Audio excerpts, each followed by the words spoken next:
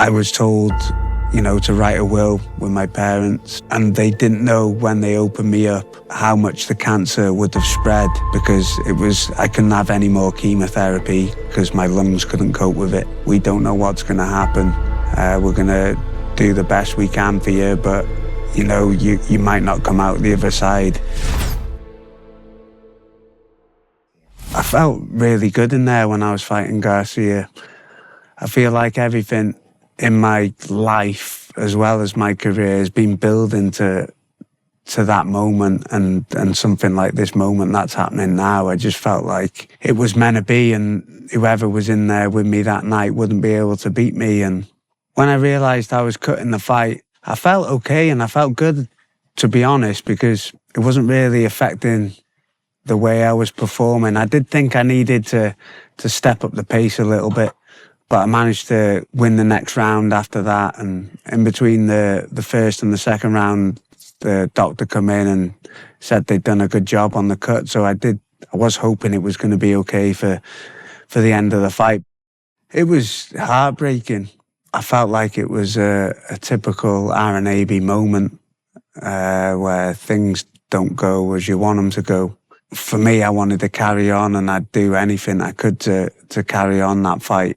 There was 3 rounds left, and you know, those moments that you're not in control of, you get taken away something that you want so bad. It was hard, and you could see it when it happened. I wasn't really one for being able to hide the way I felt. I think I just broke down, and you know, you want something all your life, and you want something so bad. You know, it's gonna hurt, and it's meant to hurt as well. You know, I don't expect it to me to feel any different because I care about it. I'm passionate about it. So, you know, it was just one of them things that builds us up to where we are now.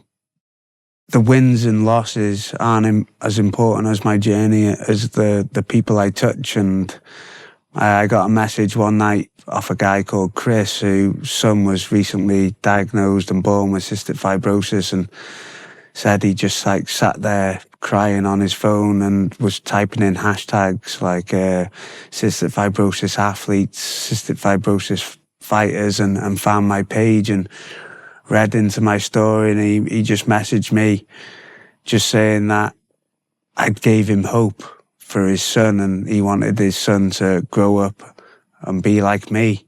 You know, I gave him a message back. We told him we'd stay in touch, and we just kept in contact. And he was from Newcastle, and when he heard I was fighting there,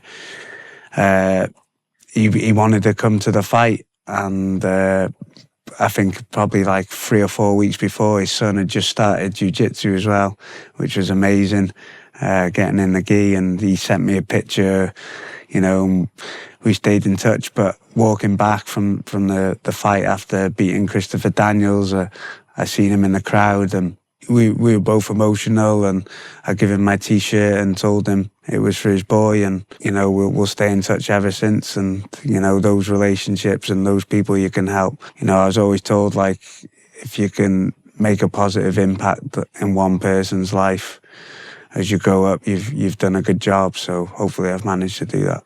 The last time I was in Birmingham was for my operation at the end of the cancer, and Dr. Patel, Surgeon Patel, he was the only surgeon in the UK who would perform the operation on me because of how dangerous it was and where the lymph mass was in my stomach. You know, I knew I had the operation date, and I prepared for that like a fighter. Went and got my weight up, got my lung function better, and come and just let what would be, not knowing if I was going to come out the other end of that operation. And I actually haven't been back to Birmingham and until now. And, you know, maybe it's written in the stars that I get to fight for that world title in Birmingham, and it becomes a special place in my heart. Like it already is, if I can win it on that night, maybe everything's aligning and it's meant to be. The thing with the operation was, I was told, to write a will with my parents. And they didn't know when they opened me up how much the cancer would have spread, because I couldn't have any more chemotherapy because my lungs couldn't cope with it. And it was just down to this operation now and being able to remove the cancerous tumours from my body and hopefully start the journey to recovery. And the surgeon got me in the room the night before with my uncle when we drove up, and he said to me, "There's risks of crossing a road with a lollipop lady. There's risk of just crossing a 30-mile-per-hour road." He goes, "Tomorrow you're crossing the motorway blindfolded. We don't know what's going to happen. We're going to do the best we can for you, but you might not come out the other side. If we touch the valve that takes blood to and from your heart, it's game over." So it was one of them. You didn't know what was going to happen after it, and I'm fortunate to be here today to tell that story, and that's why I want to make the most of it. My thoughts on getting this opportunity to fight for the OKTAGON world title and to fight against Sam Creasey is, again, almost those thoughts of destiny and fairy tale endings that you maybe come to a point in my life where you don't feel exist. Sam Creasey probably gave me my most convincing loss of my career. Last time we fought, it wasn't even close. And I feel like the odds for this fight online now, when you look at them, they sum up how the last fight went. But that's how it's meant to be for me. And things have changed in those 3 years since we fought those fights.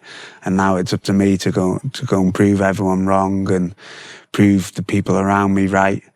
And we've got a chance of doing something truly remarkable on that night. I feel like it couldn't be any bigger than Sam Creasey v Aaron Abbey. It couldn't be any tougher of a challenge than Sam Creasey. He's the number one in Europe for a reason. So it's almost like, Aaron, you want to achieve your dream.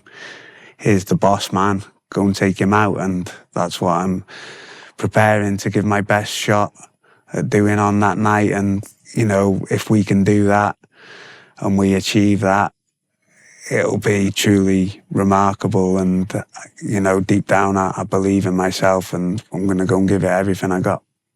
Physically, I was a lot weaker back then. I was still recovering. I was actually ate breakfast and drank water before the weigh-in, so we wouldn't know how light I was.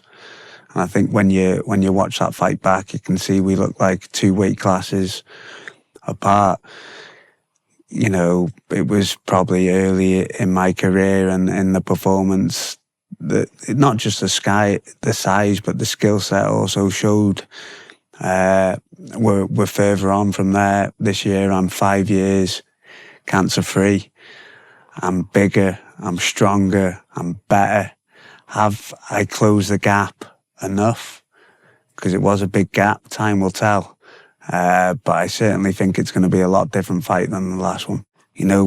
One thing that wasn't there last time when I fought Sam was the crowd. It was in lockdown, so it was COVID restrictions. And there's nothing like the extra energy that the Aaron Abbey support brings. I'm representing the fighting man, the underdog, someone who can do something when the odds are against them. And it's about us doing this on that night together. And,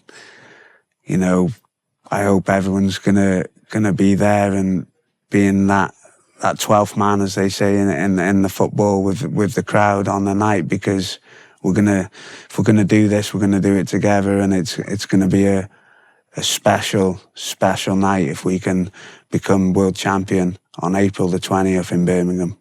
If you can be there, Birmingham, April the 20th, get your tickets at theticketfactory.com. Come and watch an amazing night of MMA action.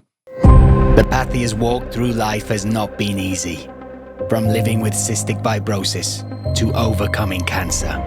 His return and rise in MMA has already made him a champion of the people. The inspirational Aaron Abbey will once again look to become OKTAGON champion. He will have to face one of the best flyweights on the planet.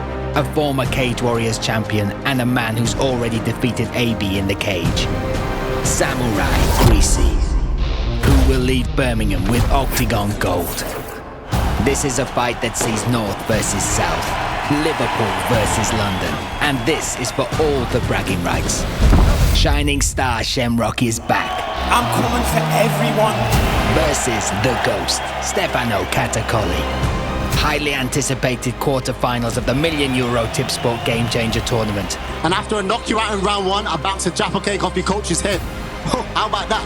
The UK representative Akon won this, takes on Swedish #1 Siraj. Irish Warrior Will Flurry against the dangerous #5 ranked DD Spore. This moment, electric. The king of trash talk, Dennis the Menace Frimpong. The UK's biggest MMA prospect and the OKTAGON Challenge champion. And also featuring local talent from Birmingham's renowned Renegade Gym, Amari Deirdrick and Liam Etabar. April 20th, OKTAGON 56 in the Resorts World Arena in Birmingham. Get your tickets now at theticketfactory.com.